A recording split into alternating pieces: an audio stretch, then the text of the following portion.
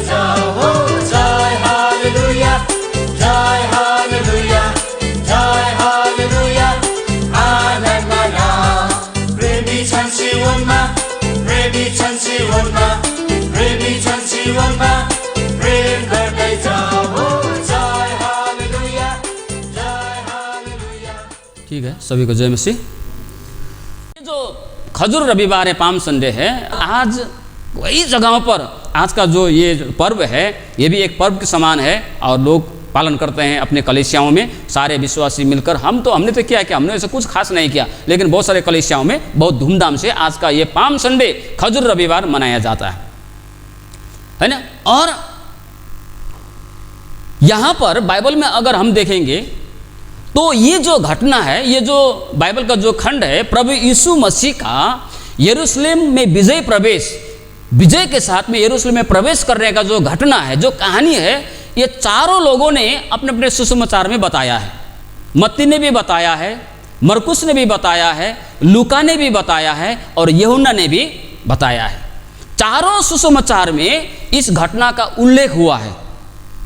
इस घटना के विषय में चारों, हालांकि थोड़ा बहुत इधर उधर है ना, इधर उधर, लेकिन अगर आप पढ़ने, जितना भी पढ़ने आपको आता है, पढ़ने जानने वाला, ये घटना को अगर आप चारों सुसमाचार को एक साथ लेके इस घटना को पढ़ने से आपका पास में एक अच्छा चित्र आ जाएगा कि प्रभु यीशु मसीह किस तरह से विजयी के साथ में यरूशलेम में प्रवेश किया। ये चारों सुसमाचार में ये चारों घटना जो बताया गया है, इसके विषय में पढ़ने जानने वाला आप सावधानी के साथ में पढ़े चारों सुसमाचार में एकदम अच्छा सा चित्र आपके आगे में घूमने के लिए शुरू होगा कि प्रभु यीशु मसीह किस प्रकार से यरूशलेम में प्रवेश किया।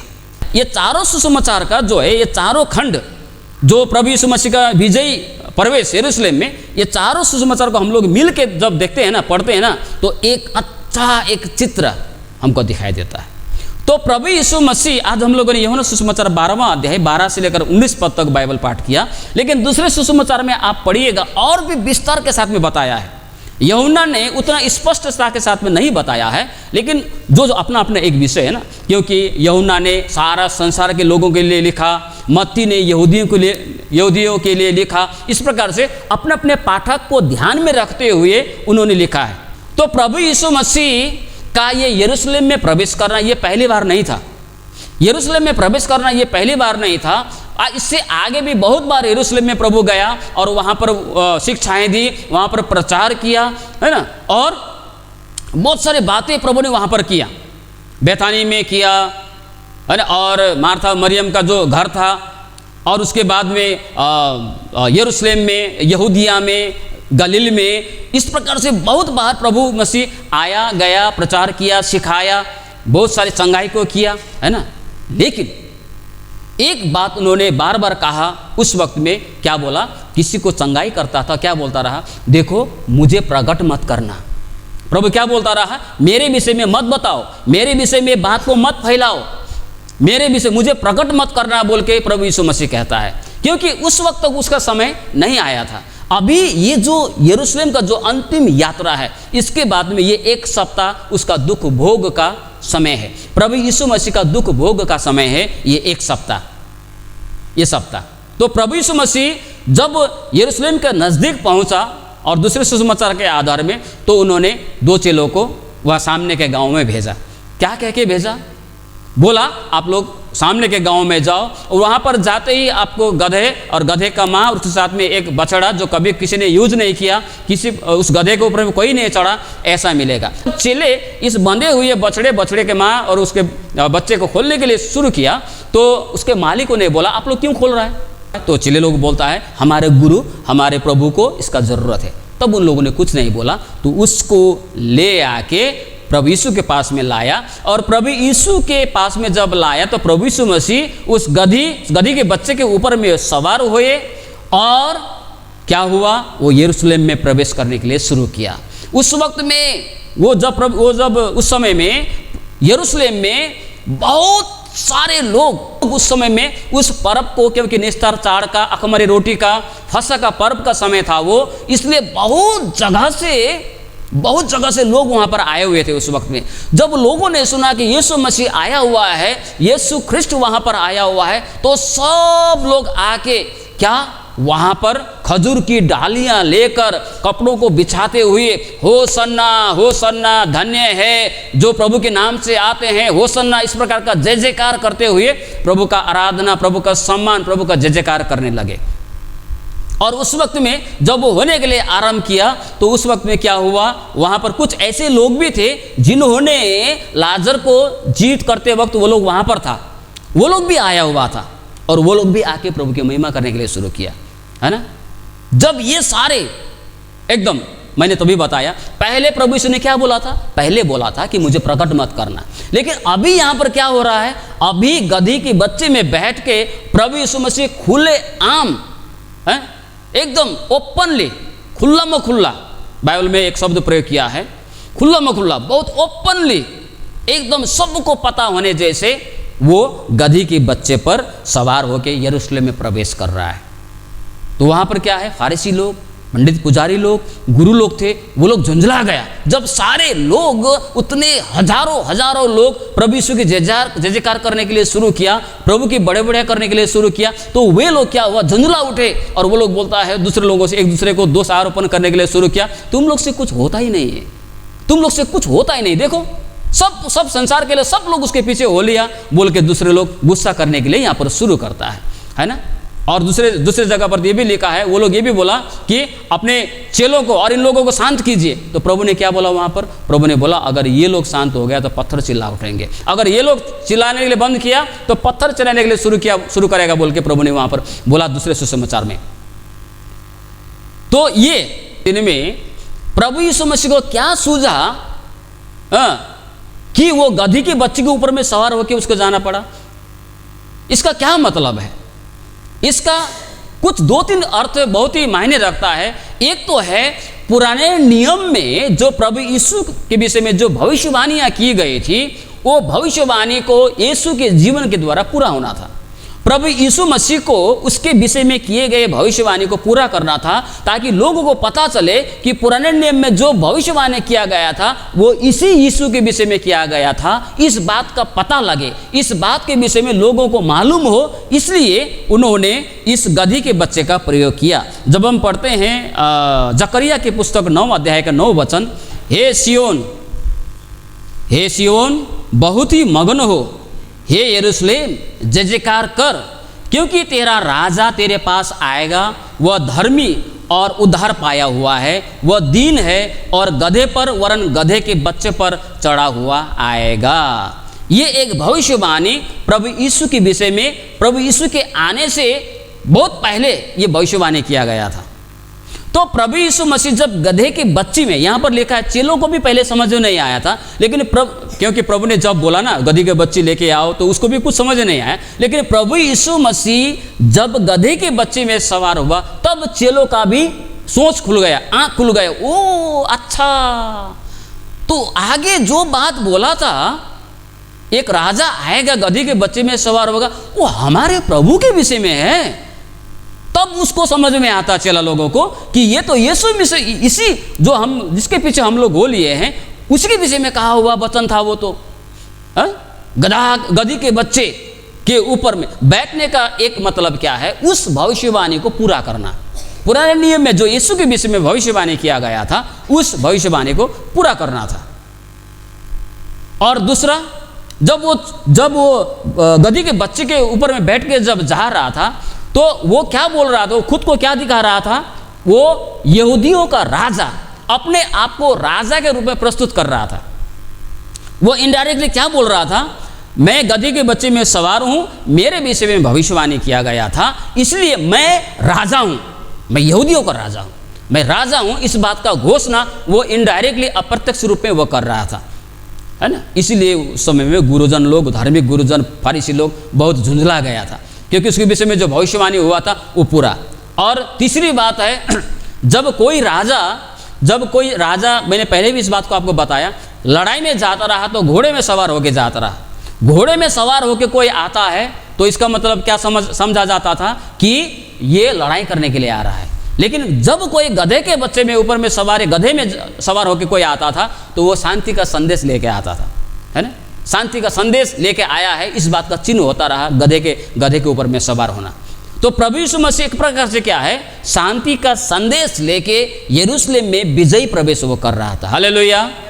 तो ये, और जब ये बातें वहाँ पर हो रहा था तो सारे लोगों को जब पता चला कि वो जो भविष्यवाणी हुआ था वो तो हमारे बीच में है, जब सभी लोगों को पता चला तो सब लोगों ने क्या किया, सब लोगों ने सिर्फ इस प्रकार से मुंह से होसना नहीं किया, परंतु क्या, खजूर की डाली लेकर, यहाँ तक कि अपने कपड़े को बिछाते हुए उन लोगों ने पर प्रभु यीशु मसीह का सम्मान किया, प्रभु यीशु मसीह का स्वागत किया, प्रभु यीशु मसीह का आदर किया। अपने अपने कपड़ों को बिछाते हुए, खजूर की डालियां लेकर हिलाते हुए प्रभु यीशु का सम्मान, स्वागत, आदर वे लोग आराधना करता है।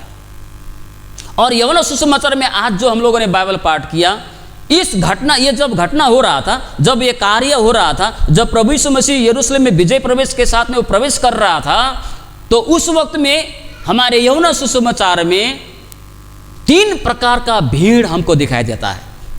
3 प्रकार का भीड़, एक एक भीड़ के विषय में हम संक्षिप्त में देखेंगे। पहला भीड़ कौन सा है? पहला भीड़ है यूहन्ना सुसमाचार 12वां अध्याय 12 पद और 18 वचन। क्या बोलता है? दूसरे दिन बहुत से लोगों ने जो पर्व में आए थे यह सुना कि यीशु यरूशलेम में आ रहा है। हाँ, 12 वचन, और उसके बाद में यहाँ पर फिर 18 वचन में पढ़ते हैं, तब भीड़ के 18 वचन, इसी कारण लोग उससे भेंट करने को आए थे क्योंकि उन्होंने सुना था कि उसने यह आश्चर्य काम दिखाया है। ये पहला भीड़, ये लोग कौन है? बाहर से आए हुए लोग, जहाँ तहाँ से आए हुए लोग, यरूशलेम में फसह का पर्व मनाने के लिए आए हुए लोग, ये एक भीड़ है। जब इन्होंने सुना कि यीशु मसीह जो है यरूशलेम में आया है, यरूशलेम में है, जिसके विषय में हमने काफ़ी चर्चाएं सुनी है, जिसके विषय में काफ़ी बड़े बड़े कार्य उन्होंने किए, बड़े अच्छा कार्य किए, भलाई के कार्य किए, अंधों को आँख दी, लंगड़ों को चलने की शक्ति दी, कोढ़ियों को शुद्ध किया, अच्छे किया, ये सारे अच्छाई के काम सुनने वाले ये व्यक्ति लोग, जो लोग बाहर से आए थे, ये भीड़ प्रभु यीशु के सम्मुख में आके ये लोग प्रभु की आराधना करते हैं, प्रभु का सम्मान करते हैं, प्रभु का आदर करते हैं, प्रभु का स्वागत करते हैं। कौन लोग? ये पहला भीड़ प्रभु का स्वागत करता है। और इन लोगों ने किस प्रकार से स्वागत किया, जरा कल्पना कीजिए। इन लोगों को यहाँ पर लिखा है, उन्होंने अपने अपने कपड़े बिछाए। ठीक, अब कपड़े बिछाना तो ठीक है, कपड़े उनके साथ में था, लेकिन खजूर के डाले इन लोगों ने कहाँ से लाया होगा? खजूर के डाले तो किसी ने पहले से काट के तो शायद उनका सामने तो नहीं रखा होगा। ये एक परिश्रम को दिखाता है, ये एक मेहनत को दिखाता है। जब वो प्रभु की आराधना करने के लिए उस वक्त में उन्होंने खजूर की डालियाँ, पता नहीं उतना कहाँ से मिला, कहाँ से लाया, कहानी में तो नहीं है, लेकिन हमको लगता है कि ये खजूर का डाली ऐसे इनको नहीं मिला है। इन लोगों ने कुछ ना कुछ कष्ट किया, मेहनत किया, कहीं गया, कहीं से काट के लाया, है ना, किसी को मांगा होगा, और अंत में क्या हुआ? वो खजूर की डाली लेकर वो प्रभु का स्वागत करने के लिए यहाँ पर इकट्ठे होता है, यहाँ पर एकत्रित होते हैं और प्रभु का स्वागत वो लोग करते हैं।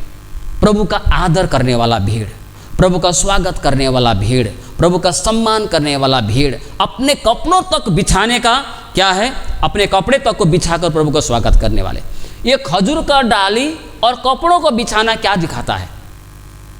अगर हम लेवी व्यवस्था की पुस्तक 23 अध्याय 40 वचन में अगर हम पढ़ते हैं, लेवी व्यवस्था के पुस्तक 23 अध्याय 40 पद में, जब वह झोपड़ियों का पर्व मनाने का आज्ञा जब प्रभु परमेश्वर इजरायलियों को दे रहा था, तो वहाँ पर प्रभु ने क्या आज्ञा दिया? बहुत सारे, है ना, वहाँ पर कुछ अच्छे अच्छे फल फूल बोला है, फिर दूसरे चीज़ का वो वर्णन वहाँ पर किया गया है, वहाँ पर आप पढ़िएगा तो पता चलेगा। उस भीड़ में प्रभु ने क्या बोला? उन चीज़ों के बीच में प्रभु ने ये बोला कि खजूर के पत्ते, खजूर की डालियाँ भी लेकर तुम प्रभु के सम्मुख में आना और प्रभु के सम्मुख में आके आनंद मनाना।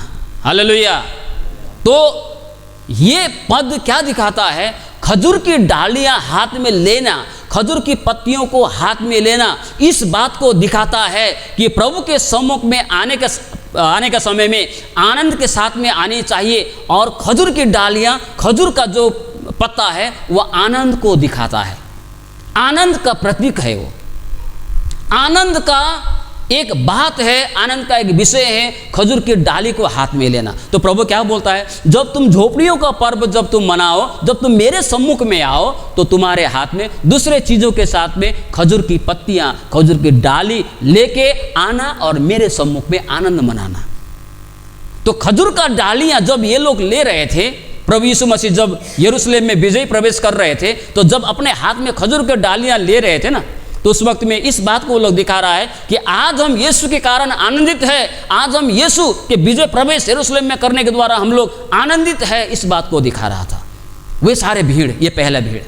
और दूसरी बात, कपड़ों को खोलना, कपड़ों को बिछाना क्या है, इसका विषय में भी एक घटना आपको मैं बताता हूं। दूसरा राजा की पुस्तक 9 अध्याय 1 से लेकर 13 वचन में, दूसरा राजा की पुस्तक 9 अध्याय 1 से लेकर 13 वचन में आप पढ़िएगा, वहां पर एक घटना है। येहू नामक व्यक्ति को एलिशा के द्वारा, एलिशा के कहने के द्वारा वहां पर राजा अभिषेक उसको किया जाता है। और राजा अभिषेक करने के बाद में जब उनको वापस भेजा जाता है, तो लोग उनको पूछता है, तुमको क्यों एलिशा ने बुलाया, तुमको एलिशा के दास ने तुम्हारे साथ में क्या किया, और तुमको क्यों बुलाया गया, और तुम्हारे साथ में क्या ऐसा हुआ। तो येहू बोलता है, मुझे राज्य करने के लिए राजा का अभिषेक मुझे किया गया। जब लोगों को पता चलता है कि येहू अब साधारण व्यक्ति नहीं, येहू कोई मामूली व्यक्ति नहीं, वो राजा बन चुका है, तो उस वक्त में 13 वचन में लिखा है, दूसरा राजा 9 अध्याय का 13 वचन में लिखा है, येहू के आगे उस समय के लोग ने अपने अपने कपड़े खोलकर, अपने अपने वस्त्र बिछाकर येहू का जय जयकार करने लगे, येहू का सम्मान करने लगे। तो पहली बात, खजूर का डाली हाथ में लेने का मतलब ये आनंद का प्रतीक है। दूसरी बात है, जब कपड़े को बिछाने का मतलब है उसके स्वामित्व को स्वीकार करना, उसके अधिकार को स्वीकार करना, आप राजा है बोल के स्वीकार करना। तो इन दोनों ने क्या, ये पहले भीड़ ने क्या किया, पहले भीड़ ने खजूर की डाली हाथ में लिया, अपने कपड़े को बिछाते हुए होसन्ना होसन्ना, धन्य है होसन्ना, धन्य इजराइल का राजा जो प्रभु के नाम से आता है, इस प्रकार से होसन्ना होसन्ना, हाँ एकदम धन्य है जो प्रभु के नाम से आते हैं, होसन्ना, जय जयकार के शब्द के साथ में ये वो लोग कर रहे थे और ये दिखाने की कोशिश कर रहे थे, हम प्रभु में आनंदित है। हम क्या है, प्रभु के कारण आनंदित है, हम यीशु के कारण आनंदित है, और यीशु का अधिकार, यीशु का राजत्व, यीशु का जो सार्वभौमिकता है, ईश्वरता है, हम उसको अधिकार है, हम उसको स्वीकार करते हैं। इस बात को भी वो लोग दिखा रहे थे। आज हम प्रभु में होने के बावजूद भी हैं, फिलिप्पी के पत्र 4 अध्याय 4 वचन क्या बताता है, प्रभु में सदा आनंदित रहो। मसीह तुम्हारा मालिक है, मसीह तुम्हारा ईश्वर है, हम इसे उसके ईश्वरत्व को स्वीकार करते हैं। जब हम आज भी इस प्रकार से जब करते हैं, तो खजूर की डाली लेकर प्रवेश करने का मतलब अभी आपको समझ में आया होगा, हम प्रभु में आनंदित है, इस बात को दिखाते हैं। हम प्रभु यीशु के कारण हम आनंदित है, इस बात को हम लोग दिखाते हैं, और प्रभु यीशु के ईश्वरत्व को हम लोग स्वीकार करते हैं। ये भीड़ ने इस प्रकार से प्रभु का स्वागत किया। बाइबल में प्रभु यीशु का स्वागत करने वाले व्यक्ति विभिन्न प्रकार का है। अगर आप पढ़ेंगे एक लूका रचित सुसमाचार 7 अध्याय 36 से 50, फिर यूहन्ना सुसमाचार 12 अध्याय 1 से 8, यहाँ पर लूका सुसमाचार 7वां अध्याय 36 से 50 एक पापी स्त्री के विषय में बताया गया है। फिर यूहन्ना सुसमाचार 12 अध्याय 1 से 8 मरियम के विषय में बताया गया है। ये दोनों ने क्या किया था, दोनों स्त्री ने सुगंधित इत्र लेकर, खुशबू लेकर प्रभु यीशु के सिर पर, प्रभु यीशु के पैर पर मलते हुए प्रभु यीशु का सम्मान किया था, प्रभु यीशु का स्वागत किया था। प्रिय मित्र, आज प्रिय विश्वासियों, आज यहाँ पर हमारे बीच में प्रभु यीशु मसीह शारीरिक रूप में उपस्थित नहीं है कि हम उसके पास में जाएं और हम बहुमूल्य इत्र को हम डाल के उसका स्वागत करें, उसका सम्मान करें। नहीं, प्रभु आज हमारे बीच में अदृश्य रूप में है, अदृश्य रूप में, आत्मिक रूप में हमारे बीच में उपस्थित है। ये विश्वास के आंख से देखना है, विश्वास के समझ से हमको अनुभव करना है, प्रभु हमारे बीच में है और उसका सम्मान करने की जरूरत है। इतना ही नहीं, प्रभु यीशु का सम्मान करना, उससे संबंधित चीज़ों को भी सम्मान करनी चाहिए। मैंने आपको बताया ये पहला भीड़ जो है, इन्होंने जब यीशु का स्वागत किया, यीशु का आदर करने के लिए, यीशु की आराधना करने के लिए इन लोगों ने जो मेहनत किया, उसमें छोटी सी मेहनत भी है, एक परिश्रम था इस भाग में, है ना। आज हमें भी प्रभु यीशु का आराधना, दाऊद एक जगह में बोलता है, मैं तेरे सम्मुख में खाली हाथ नहीं जाऊंगा, बोलता है। दाऊद बोलता है, मैं खाली हाथ तेरे आगे जाके मेरा चेहरा मैं नहीं दिखाऊंगा, बोलता है ना। भजन में एक जगह में वो कहता है। कहने का तात्पर्य है, जब हम प्रभु का स्वागत हम करते हैं, भले ही आत्मिक रीति में हमारे बीच में हो, लेकिन उनके चीज़ों से आराधना करने के लिए, है ना। कई सारे लोग आज भी ऐसे लोग भी हैं जो काफ़ी दूर दूर से आके प्रभु की आराधना क्या करते हैं, लेकिन हमारे परिश्रम, हमने जो किया प्रभु के लिए जो करते हैं सच्चे दिल से, उसका आशीष हमारे लिए है। आज उससे संबंधित बातों का हमें सम्मान करनी चाहिए, चाहे वो बाइबल पकड़ने की बातें हो, चाहे गीत को गाने की बातें हो, चाहे गिटार की बातें हो, उससे संबंधित जो भी बातें हो उसका सम्मान मतलब पकड़ के ऐसे करने वाला नहीं, लेकिन उसका एक आदर हमारे हृदय में होनी चाहिए, है? इस कलीसिया का हमें आदर करने चाहिए। कई सारे लोग चर्चों में वो लोग जूता खोल के अंदर में नहीं आता है, जूता के साथ में प्रवेश करता है। अगर मेरे बात का विश्वास नहीं है, आप जरूर याद कीजिए ऐसा क्यों होता है। वो लोग दोषी नहीं, दोषी हम लोग हैं, हमारे कारण ऐसा हुआ है, क्योंकि हम प्रभु की चीज़ों को सम्मान नहीं करते हैं। हमारे लोग आज भी कई सारे चर्च में, एक बार एक हमारे इस क्षेत्र में बहुत बड़ा एक व्हाट्सएप में एक वीडियो वायरल हुआ था, है ना। एक जवान वर्शिप कर रहा है जूते के साथ में चर्च के अंदर में, है ना, जूते के साथ में, चाहे वो हॉल ही क्यों ना हो, अगर वहाँ पर क्रूस है तो वो चर्च है। अगर क्रूस अंदर में रखा है तो वो चर्च है, और अगर आपके घर के अंदर में क्रूस रखा है वो तो एक चर्च के समान है। वहाँ पर हम जूते पहन के नहीं जा सकते। हमारे हृदय में आज किस प्रकार का सम्मान है प्रभु के लिए, हा? ये चर्च प्रभु का है। बिलीवर चर्च ने बहुत अच्छा एक नियम लागू किया है। हम यहाँ पर हम जो कुछ जैसा तैसा हम लोग नहीं करते। आज भी चर्च में जूते पहनकर घुटना से ऊपर कपड़े लगाकर आने वाले चर्च में ऐसे विश्वासी लोग भी आ जाए, गेम पैंट पहनकर आने वाले, है ना, ऐसे लोग भी है चर्च में। हम चर्च का अनादर करते हैं, चर्च का अपमान करते हैं। इसका मतलब है इनडायरेक्टली हम प्रभु का अपमान कर रहे हैं। प्रियो, इसलिए मैं आपको बताता हूं, यीशु का सम्मान, यीशु का स्वागत, उन्होंने अपने कपड़े बिछाकर, खजूर की डालियां लेकर उन्होंने स्वागत की। लेकिन आज हमें हमारे हृदय में प्रभु के जो प्रभु से संबंधित, प्रभु का आदर सम्मान तो हमारे मन में हो सकता है, लेकिन प्रभु से संबंधित बातें, चाहे वो बाइबल की बातें हो, चाहे चर्च में आने की बातें हो, चाहे प्रभु भोज में आने की बातें हो, चाहे किसी भी चीज़ जो प्रभु का, ये गिटार प्रभु का है, प्रभु का भवन का है, ये ट्रिपल प्रभु का भवन का है, इस चर्च के अंदर में जितना भी चीज़ है वो प्रभु का है। क्या उसके प्रति हम उसे संभाल के रखते हैं? क्या हमारा सम्मान, उसके प्रति हमारे हृदय में एक सम्मान रहेगा, तभी तो आदर करेगा ना, इज्जत करेगा ना, उसको संभालेगा ना। आज हमारे हृदय में प्रभु के प्रति कैसा सम्मान है? पहला सामुएल 2:30 में कहता है, वहां पर, जो मेरा आदर करे मैं भी उसको आदर दूंगा। परमेश्वर कहता है, जो मेरा सम्मान करता है मैं भी उसका सम्मान करूंगा। मैं सब कुछ नहीं खोलूंगा, सिर्फ आपको वचन बता दूंगा, बाद में आप पढ़ सकता है। पहला सामुएल 2:30 में प्रभु कहता है, जो मेरा सम्मान करता है मैं भी उसका सम्मान करूंगा, आदर करूंगा, है ना। लेकिन जो मेरा अपमान करता है मैं उसे त्याग दूंगा, मैं उसे छोड़ दूंगा, है। इस प्रकार से प्रभु वहां पर बताता है। पहला सामुएल 2:30। फिर यूहन्ना सुसमाचार 5:23 में इस प्रकार से बताता है। ये सुसमाचार 5:23 आदर सम्मान की बातें जब आता है, 5:23 में लिखता है कि सब लोग जैसे पिता का आदर करते हैं वैसे ही पुत्र का भी आदर करे। जो पुत्र का आदर नहीं करता वो पिता का जिसने उसे भेजा है आदर नहीं करता। परमेश्वर चाहता है, पिता चाहता है कि उसके लोग पिता का जैसे आदर करता है वैसे उसके पुत्र यीशु का भी आदर सम्मान किया जाए। जो पुत्र का आदर नहीं करता, जिसके हृदय में पुत्र प्रति सम्मान नहीं है, यीशु के प्रति आदर नहीं है, वह अदृश्य परमेश्वर का कभी भी आदर सम्मान नहीं कर सकता है। इस बात को यहाँ पर बताया गया है।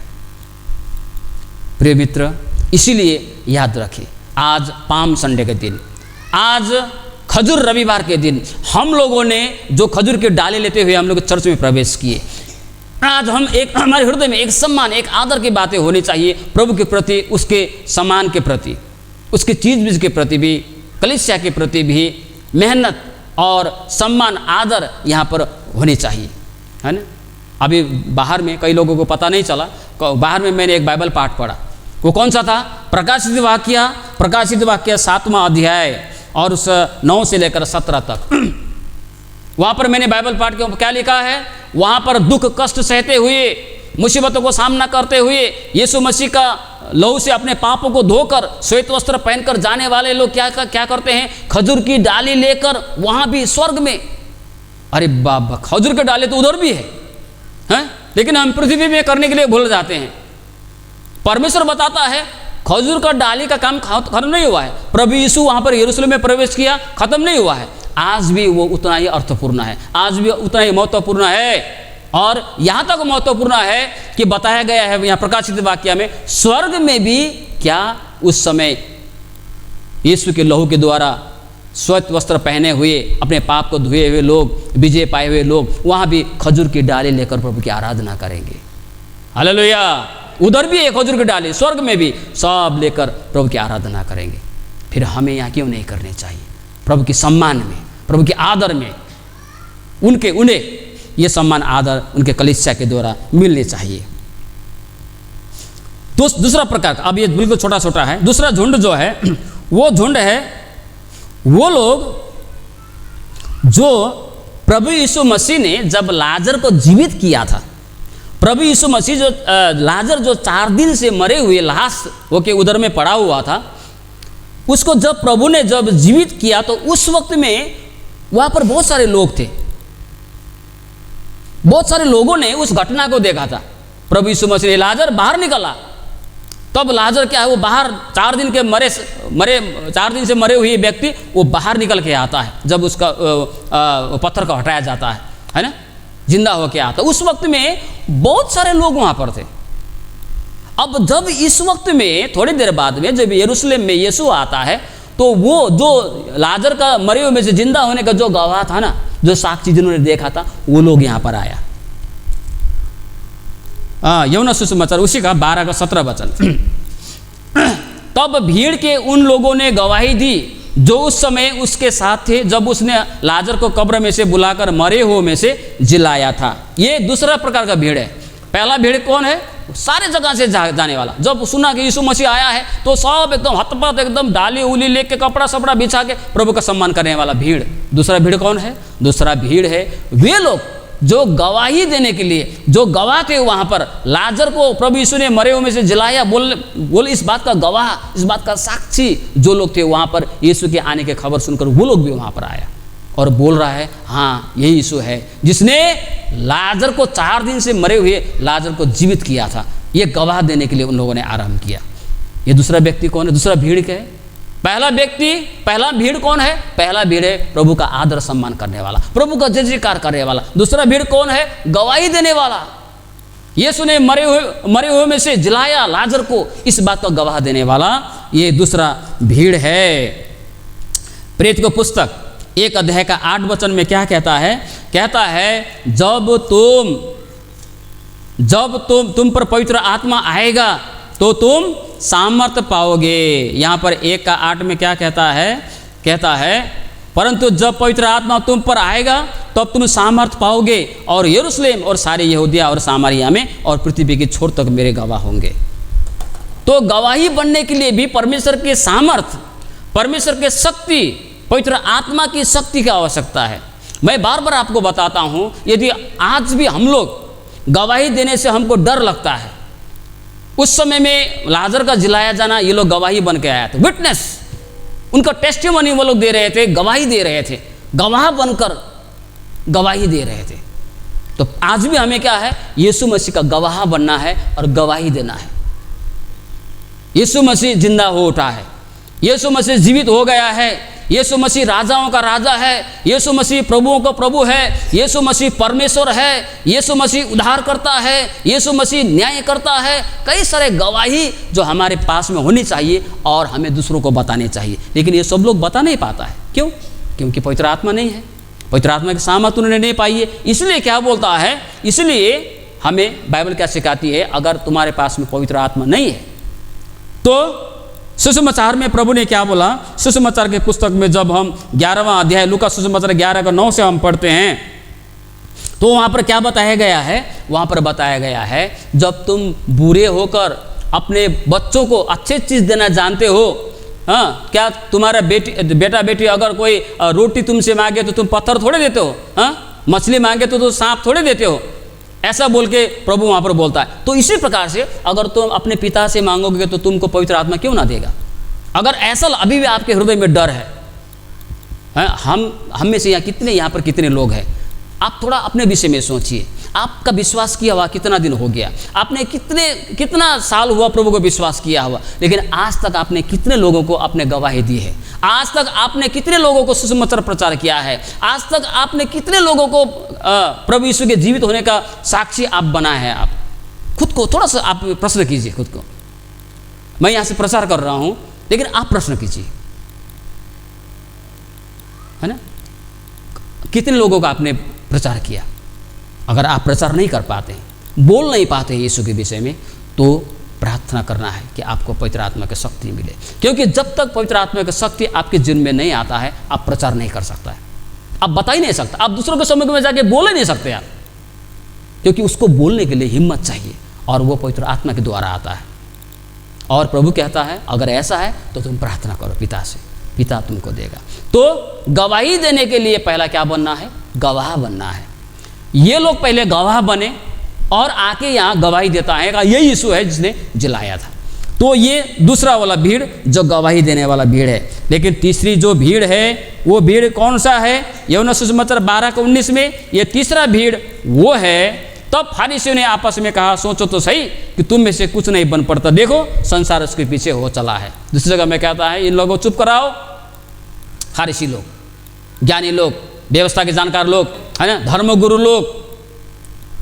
वास्तव में ये लोग धर्म जो करते थे, वास्तव में मन में जो था, ये बाहरी जो दिखाने वाला है, लेकिन अंदर में जलन, दूसरों की उन्नति को नहीं देख पाने वाला, दूसरी की सफलता को देख नहीं पाने वाला, दूसरा जब बढ़ता है उसका उन्नति होता है, वृद्धि होता है, उसको देख नहीं पाने वाला, जलन करने वाला ये झुंड था, ये धर्मगुरु लोग। ये तीसरा प्रकार का भीड़ है।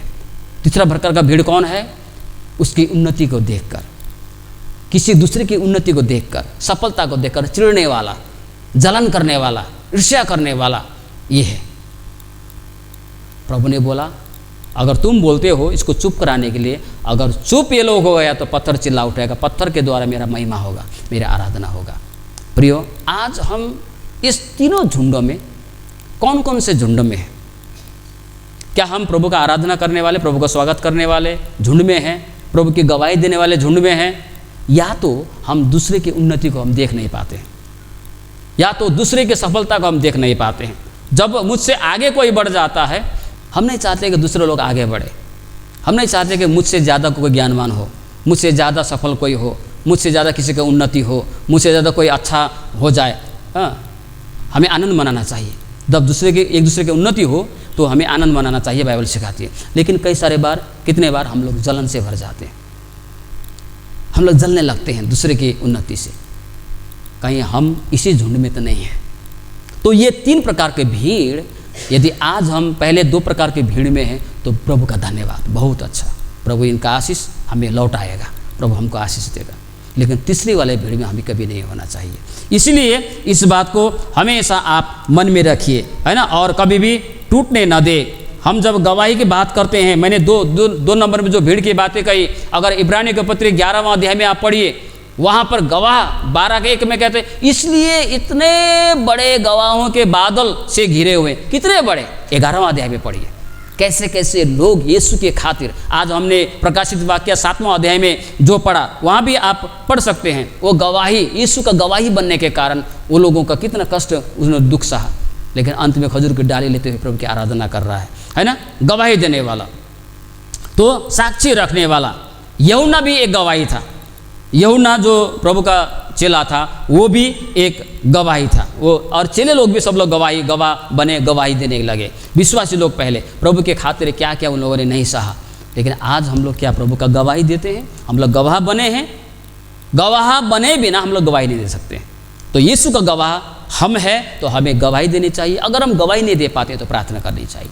तो ये 3 प्रकार की भीड़ जो आज इस घटना में बताया गया है ना। प्रभु यीशु मसीह तो ये अंतिम उसका यात्रा था यरूशलेम में, और वहाँ से जाने के बाद में जब यरूशलेम में प्रवेश किया तो दोबारा वो एक ही बार क्रूस के साथ में ही उनका ये हुआ, वो फिर उनका यरूशलेम में फिर दोबारा जाना फिर निकलना ये नहीं हुआ। ये अंतिम यात्रा यरूशलेम के तरफ में यीशु मसीह का था।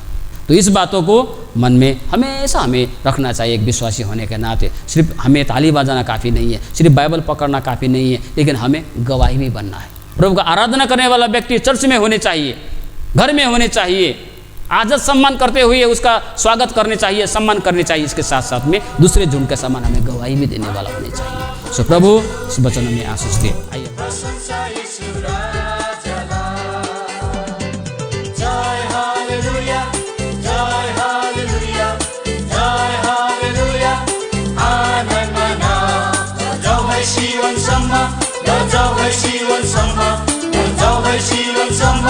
यीशुको नगरमा हो जय हालेलुया, जय हालेलुया, जय हालेलुया, आनन्द मनाऊ। सियोनको राजा यीशु, सियोनको राजा यीशु, सियोनको राजा यीशु राज गर्दैछ हो जय हालेलुया, जय हालेलुया, जय हालेलुया, आनन्द मनाऊ। प्रेमी छन् सियोनमा, प्रेमी छन् सियोनमा, प्रेमी छन् सियोनमा, प्रेम गर्दैछ हो जय हालेलुया, जय हालेलुया, जय हालेलुया, आनन्द मनाऊ। नाच्दैछौ सियोनमा, नाच्दैछौ सियोनमा, नाच्दैछौ सियोनमा, प्रेम यीशु